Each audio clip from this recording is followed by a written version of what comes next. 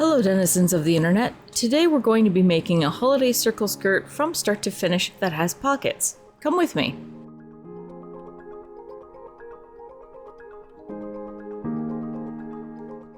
I made this skirt back in December of 2024 as I wanted something festive, but I didn't want something that outright screams Christmas and that I could potentially wear at any time of the year. We'll start by having the straightest parts of the skirt, which is the center front and center back, as well as the side seams on the straight of grain, marking out the 1/2 inch seam allowance from the pattern block that I made for myself and cutting it all out.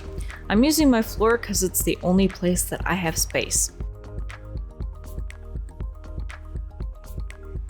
We'll need 8 skirt pieces, 1 waistband, and 4 pocket pieces in total. To ensure I have enough length for the waistband and to ensure that it's on the straight of grain, as I'm not a small person at the waist, I tend to cut my waistband in 2 pieces and then have the seams at the center front and center back.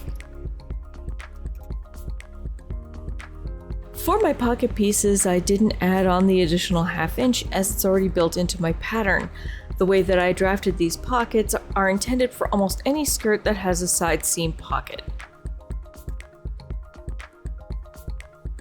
I also needed some interfacing, but at this point in time, the difficulty to get the interfacing adhered was that the cord on my over 20-year-old iron gave up on me. It barely worked enough for me to get the interfacing adhered, but that also left me with a seam pressing problem that needed solving. A longtime friend of mine fixed the older iron for me at a later date. Now, at the time of recording, I had to hurry because time was running out, so I had to go out and get a new iron. Luckily, my partner helped me pay for it, along with a few small donations from the generous people who donated to my Ko-Fi page. I would like to take a moment to thank all of my donors so far. I would like to continue going to school to study more on sewing, drafting, draping techniques, and possibly even printable digital patterns in graded sizes so I can bring this knowledge to you for free, but I cannot do that without your help. College tuition at either George Brown or Seneca colleges here in Toronto, supplies, recording, and editing all takes time and money to bring you accessible, free content so you can learn all of my tips and tricks to sew at home in a similar scenario that you might be at home with limited space, or if you're in a small apartment or living situation like me who can't afford a studio space to sew or work in. So to help out with the tuition costs, materials, and supplies so I can continue to bring you sewing content for free that you may find useful, please consider donating to my Ko-Fi page. I also have free downloadable guides that you can use to make stuff on my Ko-Fi page, and I intend to bring you more free downloadables as time goes on.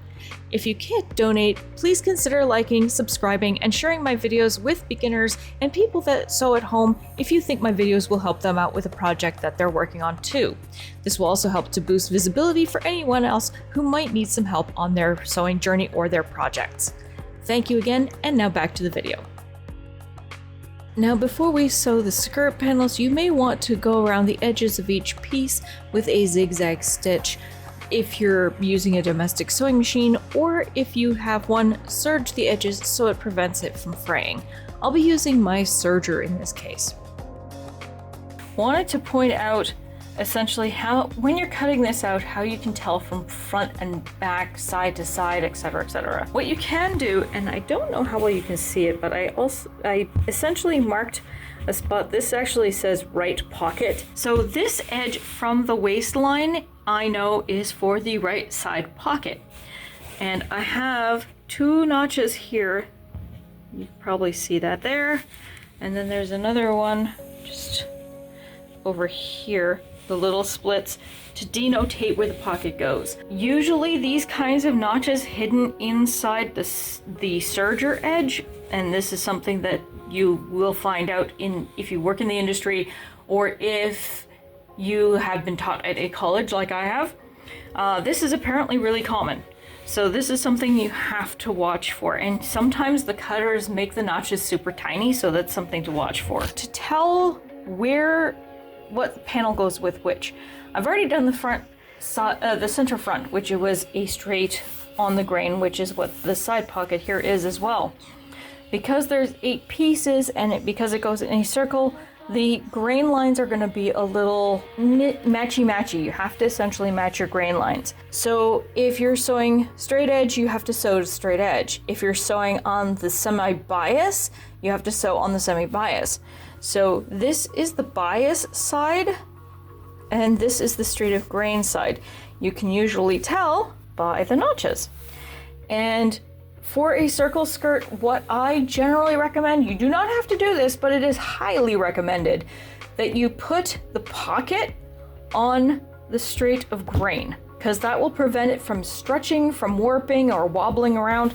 And also it helps you to match up where your notches are supposed to go in terms of where in the skirt it gets placed. So it kind of has a double duty, as it were. So I'm going to attach this side to the other biased side on the center front panel that I've already sewn, and then I'm going to get into sewing up the pockets. Essentially, we're working around the skirt towards the center back. Ideally, after sewing each seam, you will want to press all of your seams open. This is one of the seams that I showcased not using the serger on, so you can see how it might look when you're just using a zigzag stitch at home. Okay, so we have the pocket seam side together. So got right sides together. We're going to sew this pocket opening first. Now this is the pocket opening because this is going to fold open, be sewn to the other side because we're going to do the same thing on the next panel for the skirt. And then this will get sew down here in the seam, sew along here, and then that will make the bag. We're starting at the bottom of the pocket bag opening, leaving 1/2 inch seam allowance at the bottom and the top of the pocket slit opening. Repeat that on each side of the side seam that the pockets will be sitting inside of. If you have your pocket tucking inside the waistband like I do, so then that way the pocket doesn't weigh down the side seams, the top of the pocket bag may be longer. Next, clip the seam to but not past your stitching where the pocket bag slit is going to be, then press the seam allowance towards the pocket bag and stitch the seam allowance to the pocket bag itself for added strength between the clips that you made. I struggled to demonstrate the sewing of the pocket bag in the video, so I'll have to describe it here with some graphics here for you. You'll have to be careful with these next steps so that you don't get the skirt panel stuck anywhere in the sewing, or you will have weird bunching, puckering, or maybe even the hem of the skirt where you don't want to have one. To sew the pocket bag closed, you will need the skirt panels that are sewn with their respective pocket bags flat and right sides together. Then sew the top part of the pocket bag together to that clip that you made earlier for the slit. And then sew all the way around the pocket bag to the opening, and again at the slit at the bottom of the pocket opening. Once the pocket bag is sewn, you can sew the rest of the side seam all the way down to the hem from the bottom of the pocket opening. Repeat the pocket step for the opposite side of the skirt, and that is if you have more than one pocket, and sew the rest of the skirt panels except the center back. We'll be getting into an invisible zipper once the waistband is attached. For the waistband, we'll be adding this little hint of decorative lace to give it a bit of whimsy. We're going to sew it down just a smidge within the 1/2 inch seam allowance that you will use to attach it to the skirt at the waistline. This way, the raw edge of the lace will be hidden when you sew it all together. Now, you'll have to be fairly precise with this step as you don't want to have any of your seams showing. But just as a bit of insurance, I'm going to be sewing the lace to the waistband first. There is a slight risk that the stitching on the outside may be seen, but it will be hard to spot as I'm solely using red thread here. Then, matching the center front seam of your waistband to the center front seam of the skirt, pin your waistband into place and sew the waistband down onto the skirt. If you have a pocket bag extension that reaches into the waistband, make sure that the pocket bags are pinned in flat towards the center front, and then sew the lace, the waistband, and the pocket bags all together in one seam. Now, I don't have a red invisible zipper. I have a ton of other colors, but purple is as close as I'm going to get to a color match. It won't be perfect, but it'll be mostly hidden anyways. As most invisible zippers are nylon based, you will want to turn down your iron temperature And the teeth of the zipper need to be rolled out and ironed down, so then that way they stand away from the zipper tape a little bit. This step will help you when you go to sew the zipper in, as you will have to get super close as you can to the zipper teeth without hitting them when you sew. You will want the zipper end bits to sit just past the fold of the waistband, which will be the top of your waistband for your skirt. The start of your zipper will sit just at that start of the fold in the waistband and go past the waistband seam onto the center back skirt panels. Ideally, you'll want a 9-inch to a 10-inch zipper. For this, sewing accuracy is super key. If you don't sew it down correctly, you'll have the zipper seen, or even worse, your zipper pull will get stuck. Next, you'll want to mark out where your zipper starts and ends, matching it up to the waistband and ensuring that your zipper sides line up as accurately as you can. Leave yourself about a 1/2 inch to 1 inch before the zipper stops at the bottom, as the fabric, once the zipper is sewn in, will be your new zipper stop. This will also prevent the zipper from breaking at the bottom, as that point takes a lot of wear and tear. Pin the right sides of the zipper to the right sides of the fabric. You can tell which way it is as the inside of the zipper has a flat side for the zipper slide. As not a lot of folk have an invisible zipper foot, or if you can't afford one and you have a regular zipper foot, you will want to roll the teeth out of the way and as accurate as you possibly can, and carefully get as close to the teeth as possible and sew the zipper to the fabric. I didn't have the best footage here, but when you need to, lift the presser foot and move the zipper pull out of the way if you need to. You should have just enough room to move the zipper out of the way. If you struggle with this, you might want to invest in a slightly longer zipper so that you can tuck the zipper pull out of the way while you're working. It's tricky, but I believe you can do it. Where you've marked the bottom of the zipper just before it stops, it's where you'll need to start and sew the rest of the length of the two center back panels together. Now, if you're doing a decorative trim like I will be, you may want to stop before you reach the bottom and give yourself room to match up your decorative strip. Now, I did have a misalignment in the zipper as I was in a bit of a rush, but it still zips up okay, so, well, nobody will notice, except all of you on the internet. We're going to finish up the waistband next.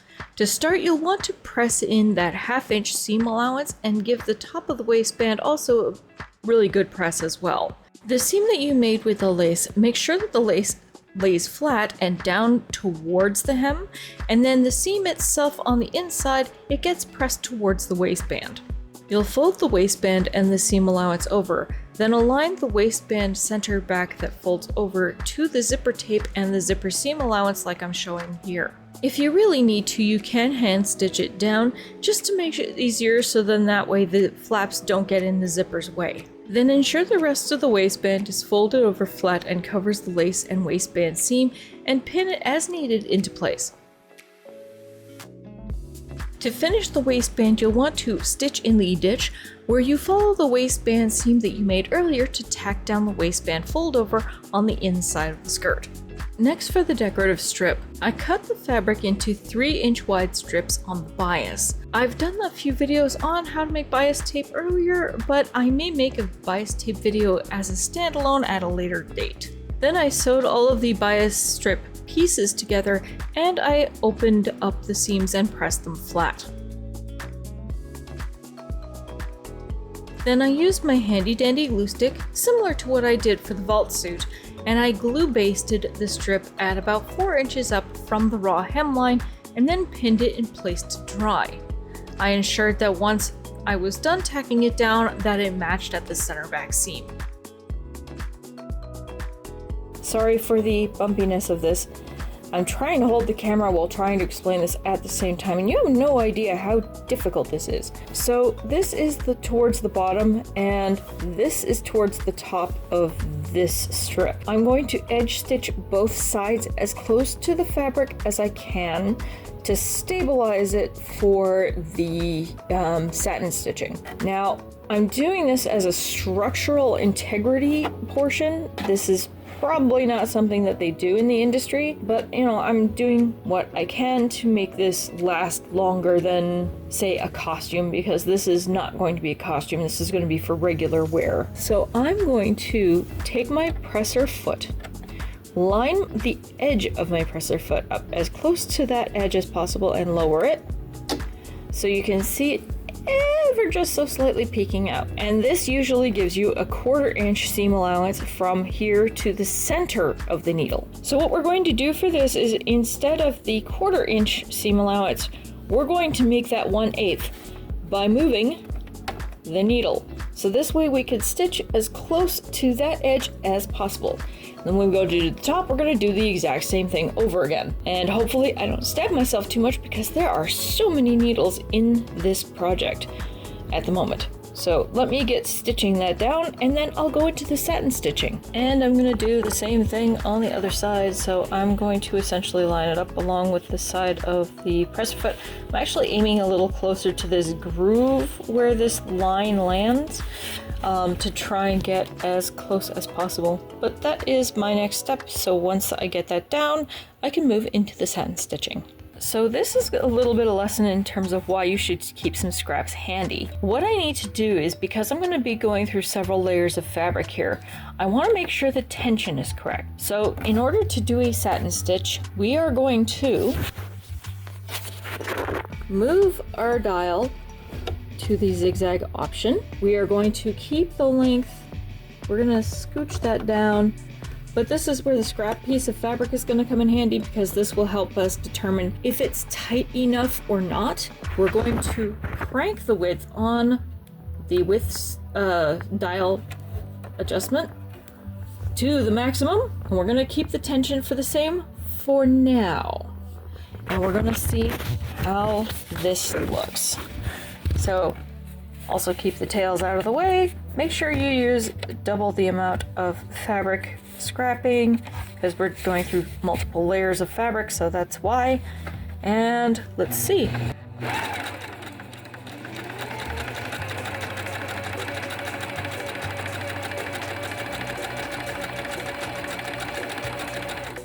Okay, I'm not back stitching. That is not going to be dense enough. Hang on a second. After playing around with it a little bit, this was my second go around, and then I tightened it up a little bit more, and I think I'm happy with this. So it's essentially the start of the buttonhole options on the length dial. So for anybody who's following along, that's what I have my machine set to. Yours may vary. So that is what I'm going with. So now it's time to start doing all that edge stitching. I will probably have to play a little bit of thread chicken, because this will take up a lot of thread. But it's a good thing I have a lot of thread. So let's get into it. One eternity later. Okay, so now for the final step. I've got my fabric here at the center back, and you can tell because the zipper is right here. What we're doing is we're going to double roll the hem. So we're turning it over at where the serge edge ends, so like right here, and then we're going to fold it over again and sew that down just as a single straight stitch all the way along the hem, just to finish that off. Once I am done this, I'm going to go and wash it by hand to not only remove any dye bleed that's still there, but I'm also going to be trying to remove some of the glue. But I'm doing that by hand, so then that way it dries just enough so that I can get a nice clean pressed edge when I go to iron it, so that it's nice and crisp. So it's ready to wear for the event that I'm going to.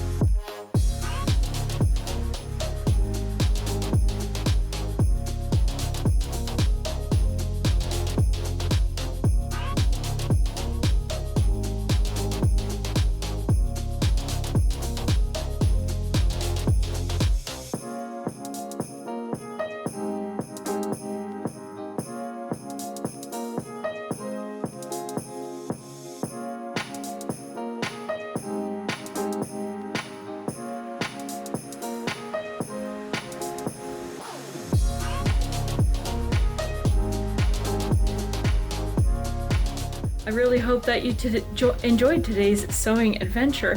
If you happen to like what you see, please pass this along to a friend, family member, or perhaps a budding sewist to help them on their sewing journey. Because remember, with the basics of sewing, you can make just about anything. Until next time, bye!